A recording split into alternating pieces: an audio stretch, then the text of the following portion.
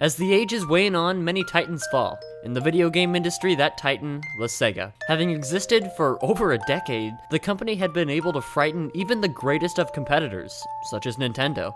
But the times were not on the company's side. The Sega Saturn, an overly expensive and hard to program for successor for the Sega Genesis, was a commercial and critical failure at launch. The newer and better PlayStation and N64 blew the rest of the competition right out of the water, including Sega themselves. Even while the console had successes such as Sakura Wars and the popular Segata Senshiro commercials, the system simply failed to compete. While Sega revealed its next entry, the Dreamcast, it was thought that the new hardware could pull them out of the hard times that they were in. It didn't. Several years in, the console was only selling ever so slightly more than the Saturn. As 2001 reached its conclusion, the console had all but disappeared from the global market as old enemies and new competitors joined the fray.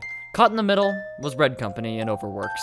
Even in these hard times, they were still able to craft compelling experiences that became phenomenons. Because of this, they were left with a difficult choice. Do they leave the dying carcass of the company that made them who they are today, or do they end it once and for all?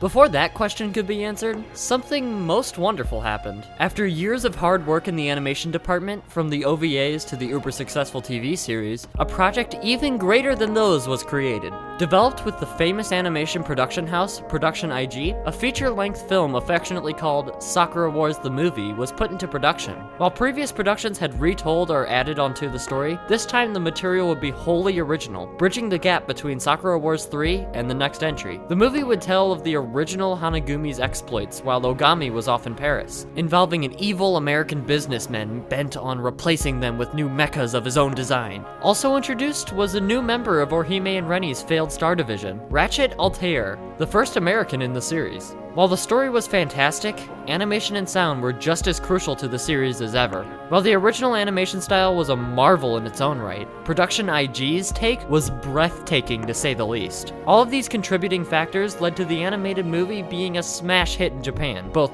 critically and commercially, and also making the series' stake in animation bigger than ever before. Success came for one part of the series, but for others, their time was coming to a close. Right after the release of Sakura Wars 3, the Dreamcast was on its last legs. Japan had a love for the console, but even that wasn't saving it from an untimely demise. Sega had announced to the world that they were ceasing production on the Dreamcast, and that they were becoming a software developer and publisher from then on. The allure the console still gave to the Japanese public gave the team at Red Company time to think. Do they rush the next entry to release quickly and leave the console on a positive note, or do they abandon it and make a fully fledged fourth entry on their former competitor's brand new PlayStation 2? The teams chose the former this time around. Having only 10 months to complete the project, the teams rushed to complete it, working day in and day out. The team was trying to create something just for the fans. To relate to this, the team chose a new poem that was somber, yet very much related.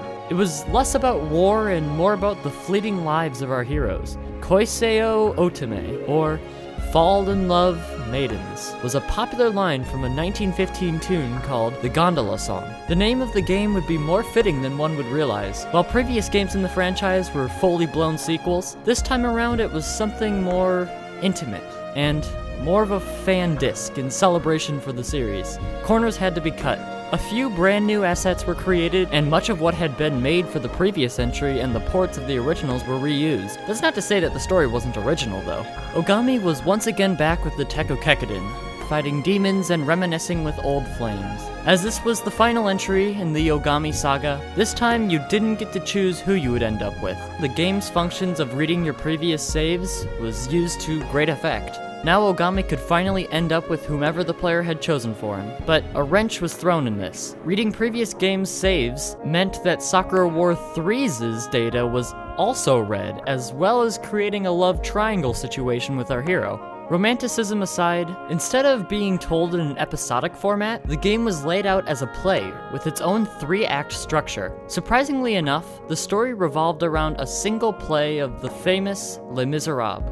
Unsurprisingly, this situation leads to many mistaken coincidences around the play's marriage scene. Because this time Ogami has been made the director of the play, he has a hard time deciding what to do with the scene, so he unfortunately asks all the other girls about marriage, and of course, wacky misunderstandings ensue. But all isn't fun and games, as an old ghost of the Ginza region emerges that even the Hanagumi can't defeat alone, causing both Tokyo and Paris to unite in an amazing finale for the series. Sakura Wars 4, Fall in Love Maidens, piles on the fan service, but not in the way that you'd expect. The theme of the game is about falling in love, but is more about how great of a character Ogami is, and by extension, how great of a person you are. The characters of both of the Hanagumis, clearly representing the developers, heap praise and gratitude onto Ogami by the truckloads. Even during the love triangle situations, which ended horribly in the past, depending on who Ogami picks, there is a special scene that cleanly and clearly resolves the relationship with the other. The reconciliation, combined with how chaste, platonic, and oblique the portrayals of the relationship are anyway, successfully prevents Ogami from looking like a slimy playboy. The culmination of their praise comes with the Sobu, or Dual Warrior, a single overpowered Kobu that is piloted by Ogami and the player's hero of choice. The series' ultimate power fantasy. This combined with the shockingly short playtime,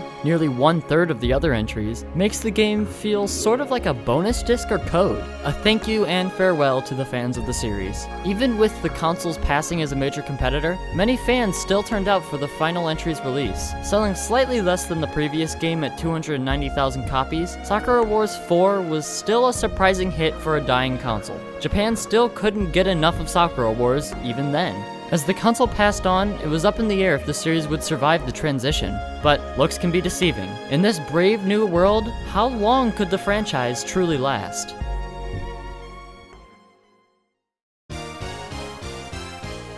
Well, hello dear viewer, and welcome back to another episode of Chronicles. If you enjoyed this episode, be sure to leave a like and subscribe for more.